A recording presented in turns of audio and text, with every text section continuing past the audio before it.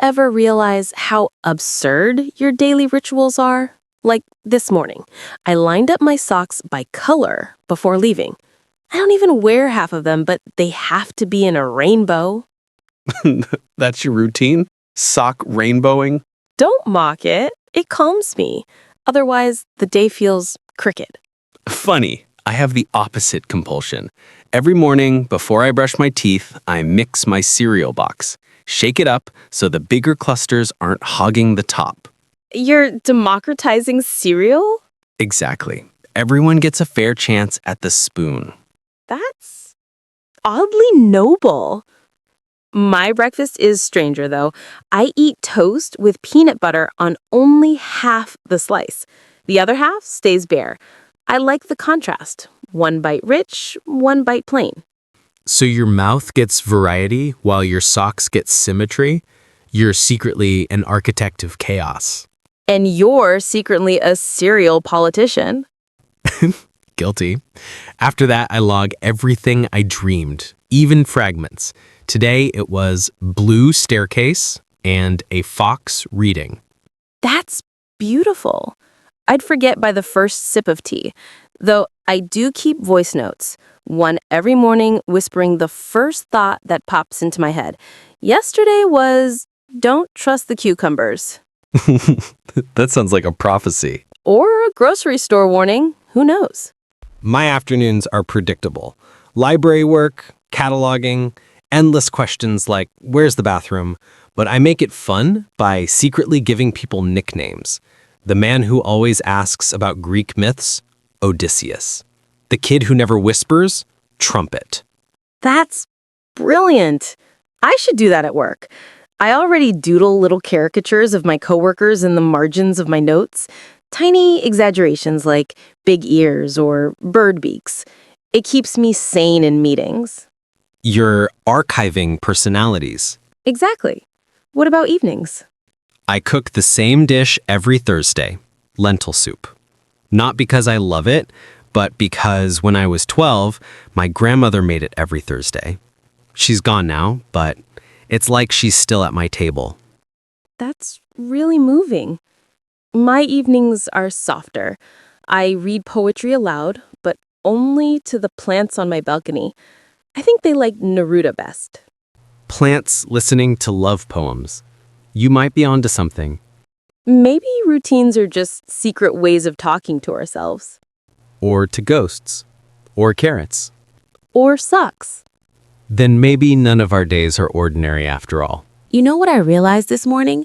I spend the first 10 minutes after waking just staring at the ceiling fan.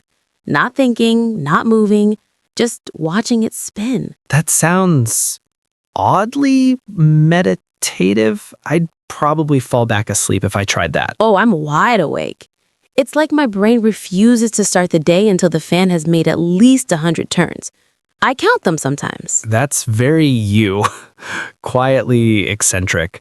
My mornings are all numbers too, but less poetic. I set 3 alarms, 6:03, 6:07, and 6:12. If I wake on the first one, I feel smug.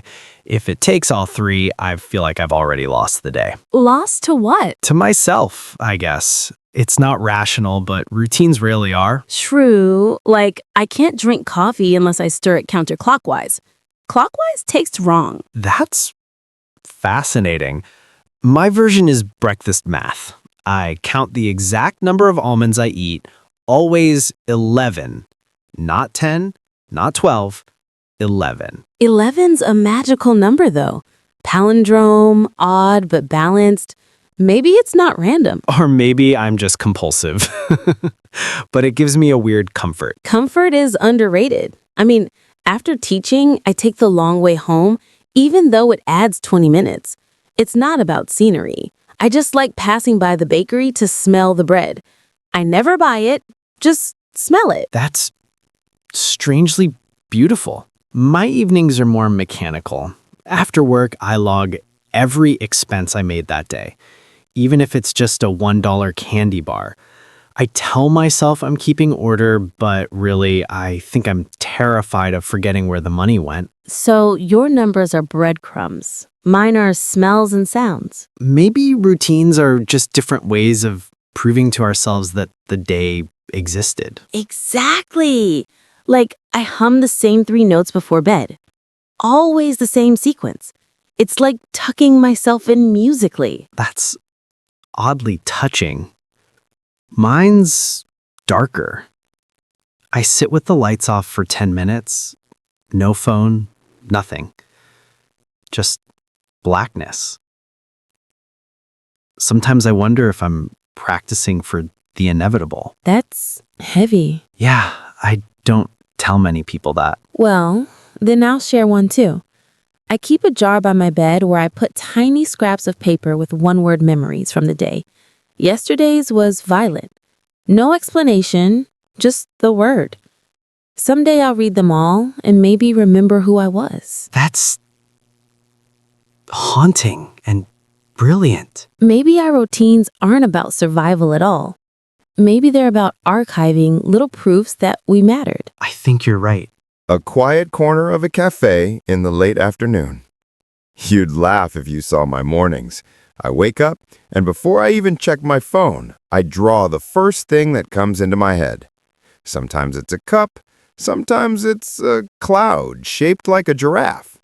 I don't even sit up. I keep a notebook by the bed. So like dream residue sketches?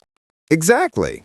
Some look like they came from a half-broken mind, but they tell me more about my mood than any diary could. Yesterday, I drew a melting ladder.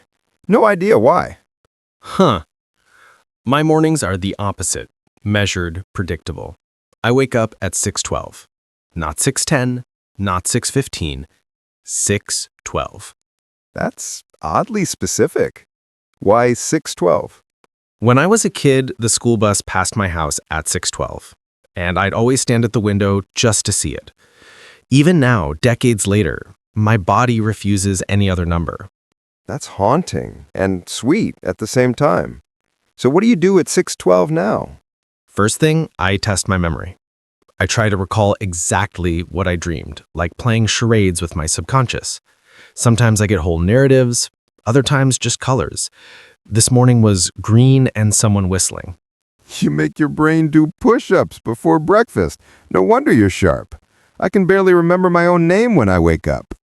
Smiling, that's why you draw. That's your memory exercise, just sideways. Maybe. Though mine's less discipline and more chaos therapy. And after your sketching? Coffee, obviously. But here's the thing, I don't drink it. I just make it, smell it, then pour it into the garden. I like the ritual, not the caffeine. You brew coffee only to throw it away? Yep. My neighbor thinks I'm insane, but I swear my plants perk up like they know they're caffeinated. That's the most speaker one thing I've ever heard. And you, what happens after your green whistling dream recall? I water my bonsai trees, carefully, with a dropper. Each branch gets attention. It's absurdly slow, but it's the only time of day where I don't rush. Oh, so we both pour drinks into plants. Yours is precise, mine's chaotic. Maybe routines are just controlled madness. Definitely. But what about the rest of your day after bonsai parenting? Work, mostly. Testing software is supposed to be about finding errors, but my routine makes it into a game. I pretend I'm a detective and the bugs are crimes. Ah, the culprit forgot a semicolon. That sounds fun. No, actually, it sounds exhausting. Both, but I like the invisible victories. No one celebrates a fixed bug, but I know the tiny disasters I prevented. It's like sweeping broken glass before anyone steps on it. That's poetic for a guy who waters bonsai with a dropper. And you, do your illustrations have routines too? Sort of. I draw in time chunks. 30 minutes of work, then I have to do something silly before the next one.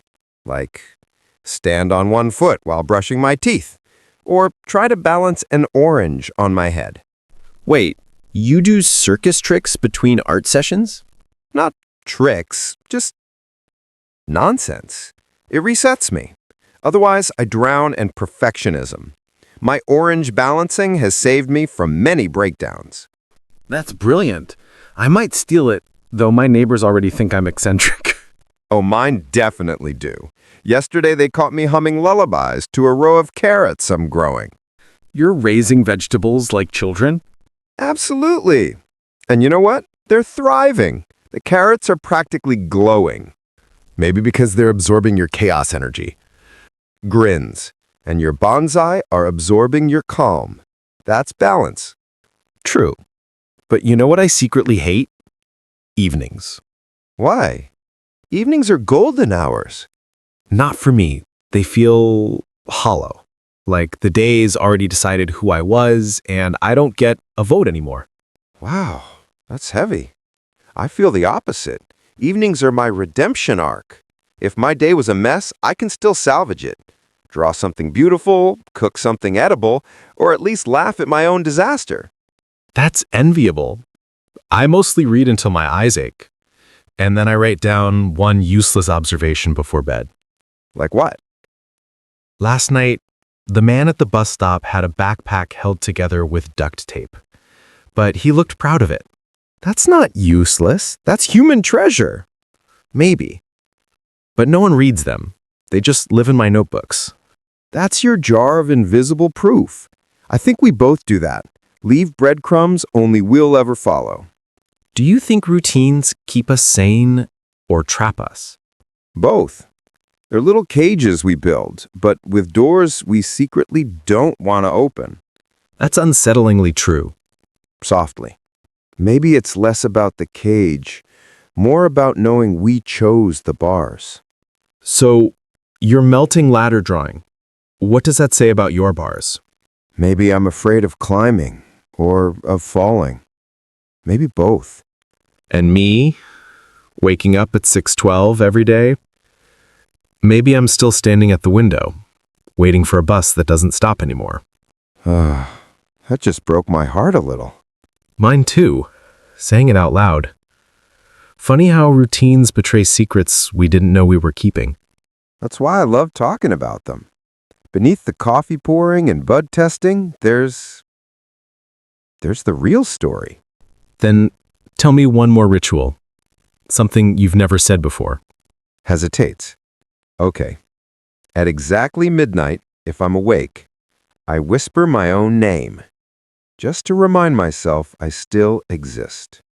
That's haunting and brave. Your turn. I keep an old bus ticket in my wallet from when I was 12. Route 42, 6:12 a.m. I've never thrown it away. Quietly. So you are still standing at the window. And maybe always will be. Then I'll keep watering carrots, and maybe between us, the world stays a little less ordinary.